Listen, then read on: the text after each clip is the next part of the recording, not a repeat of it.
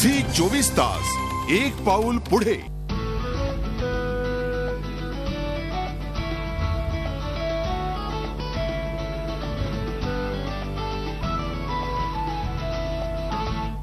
नमस्कार, मी सुवर्णा।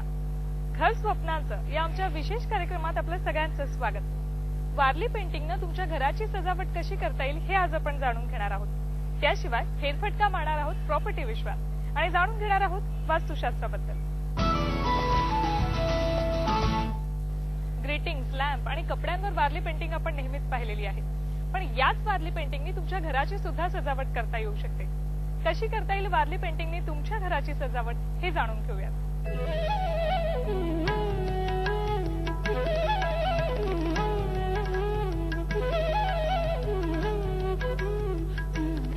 वारली चित्रकला म्हणजे आदिवासींच्या आयुष्याचं एक अविभाज्य अंग। त्यांचं वेगळं जग, रीतिरिवाज, सण, उत्सव, दैनंदिन जीवनातले अनेक प्रसंग नकळत हळुवारपणे त्यांच्या कुडाच्या भिंतींवर साकार होत जातात।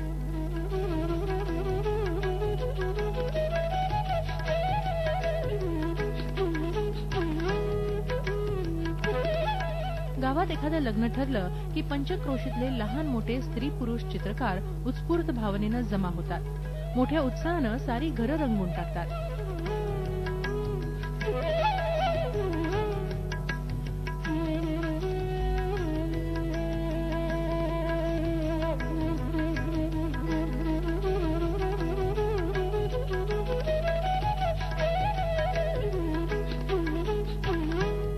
शेणा मातीनं सारवलेल्या कुडाच्या भिंतीवर तांदळाच्या पेजेनं रंगवण्याचा त्यांचा आनंद अगदी पूर्वापारचा आहे।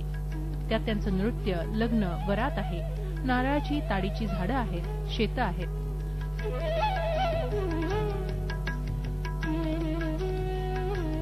महाराष्ट्राच्या अनेक अनमोल पारंपरिक कलांपैकी ही आहे वारली चित्रकला।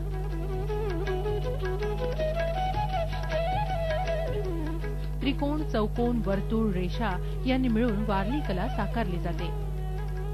मूळच्या ठाणे जिल्ह्यातल्या जव्हार, मोखाडा या गावातली वारली चित्रकला राज्यातच नव्हे तर जगभरात सर्व दूर पसरत चालली आहे।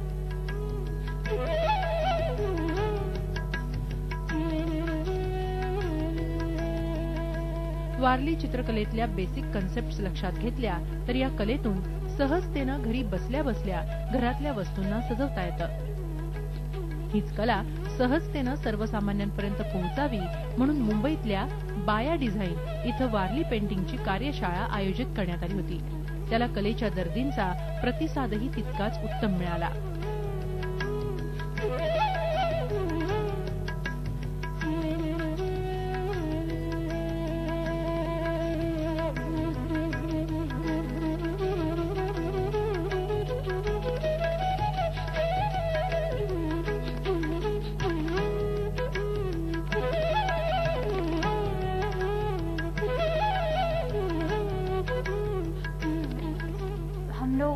वर्कशॉप स्टार्ट किया क्योंकि हमें फोक आर्ट के बारे में लोगों को जानकारी देना था कि हमारे इंडिया में कुछ 70-80 टाइप के अलग अलग फोक आर्ट फॉर्म्स है और जिसमें से वारली आर्ट भी एक फोक आर्ट फॉर्म है और हम बहुत सारे आर्ट को जानते भी नहीं हैं। तो लोगों को जानकारी देना था, सिखाना था और इसको एप्रिशिएट करने के लिए एक वातावरण क्रिएट करना था।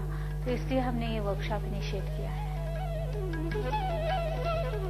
यावेळी त्यांनी शिबिरार्थींना वारली चित्रकलेची माहिती प्रात्यक्षिकांसह दिली।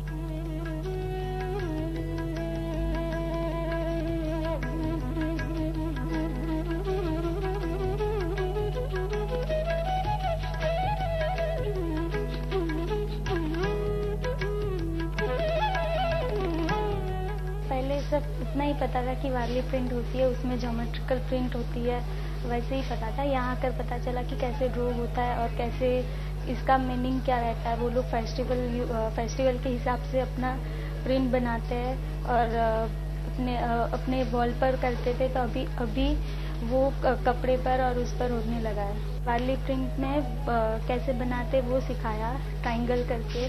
फिर उसमें मेन और वुमेन में क्या डिफरेंट रहता है वो बताया। और फिर उनमें एक उनका डांस फॉर्म था वो सिखाया। फिर ट्री, बर्ड्स, एनिमल्स ये सब सिखाया।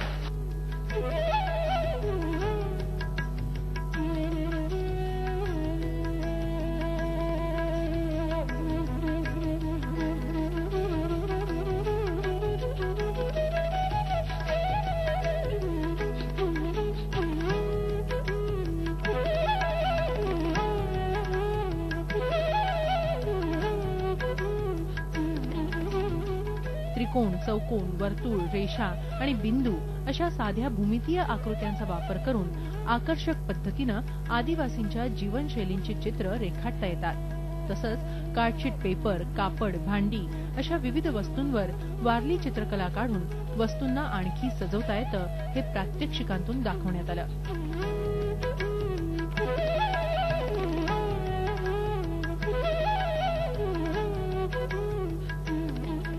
या शिबिरात मुलींसह गृहिणींचा देखील मोठा सहभाग होता।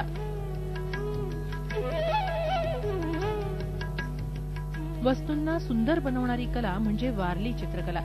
आपल्याला हवा तसा आपण या वारली कलेचा वापर करू शकतो।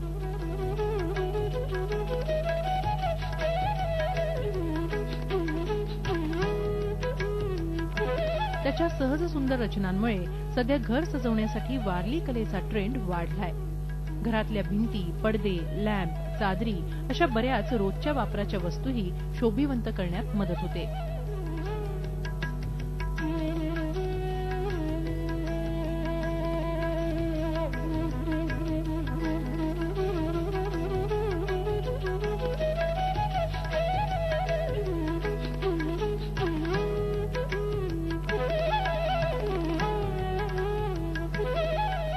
हे नुसती पेंटिंग एखाद्या माणसाचे चित्र काढून किंवा झाड काढून होत नाही, तर त्याच्यामध्ये जीव होता लागतो, त्याच्यामध्ये आपली कल्पना मांडावी लागते, त्याच्यामध्ये आपल्या संस्कृतीच्या गोष्टी सांगाव्या लागतात।